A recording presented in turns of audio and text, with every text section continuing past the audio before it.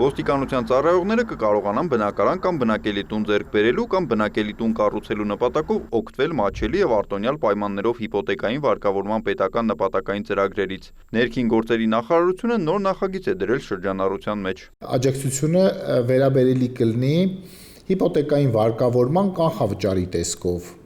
այսինքն կանխավճարի փոխհատուցման տեսքով,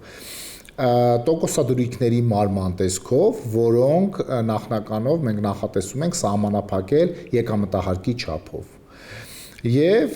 իհարկե կառավարության որոշմամբ կսահմանվեն առաջնահերթությունները մարզային իմաստով, այսինքն մեր ոստիկանության ծառայողների ծառայության վայրի իմաստով, նկատի ունեմ, թե որ մարզից մենք կսկսենք այս ծրագիրը իրականացնել։ Խնդիրն ակներև է դարձել ոստիկանությունում նոր ձևավորվող ստորաբաժանումներում պաշտոնների նշանակման ժամանակ։ Ներկայում ոստիկանության տարածքային ստորաբաժանումներում նշանակումները իրականացվում են այն տրամաբանությամբ, որ տվյալ անձը ծառայությունն իրականացնի ոչ իր բնակավայրում կամ մարզում։ Նպատակը որոշակի շահերի բախումից կամ կոռուպցիոն ռիսկերից խուսափելն է։ Խնդիրը առավելապես տեսանելի են հեռավոր մարզերի պարագայում, Սյունիքի, Վայոց ձորի, երբ մենք այս մարզերում նշանակումներ ենք իրականացնում եւ մեր ծառայողները չեն ունենում բնակարանով ապահովված վիճակ, մենք պետք է հստակ արձագանք տանք իրավիճակին եւ ադապտացնենք ծառայությունը, արդյունավետ ծառայությունը եւ մյուս կողմից մեր ծառայողների հարմարավետությունը եւ ոչ միայն հարմարավետությունը, այլ անհրաժեշտ պայմանները բնակվելու համար։ Այսպիսի աջակցության ծրագրերով մենք ըստ էության կբարելավենք մեր ծառայողների նախ բնակարանային ապահովվածության վիճակը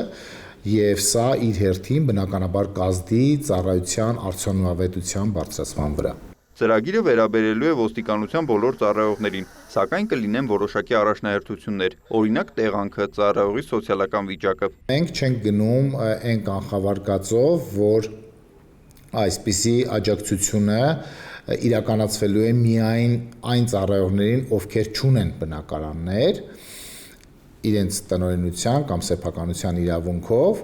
այլ առավելապես մենք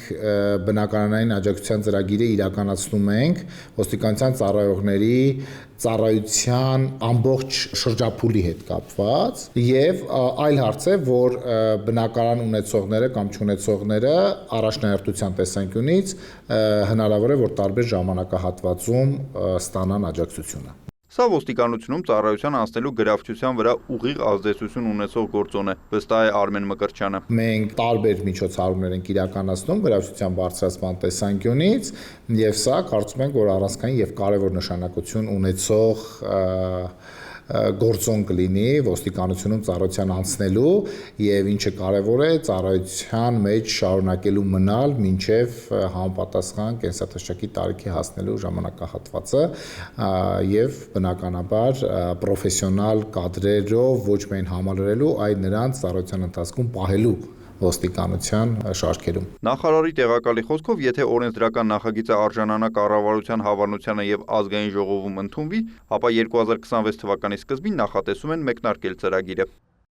Նիկոլայ Ավետիսյան, Մհեր Կիրակոսյան, լուրեր։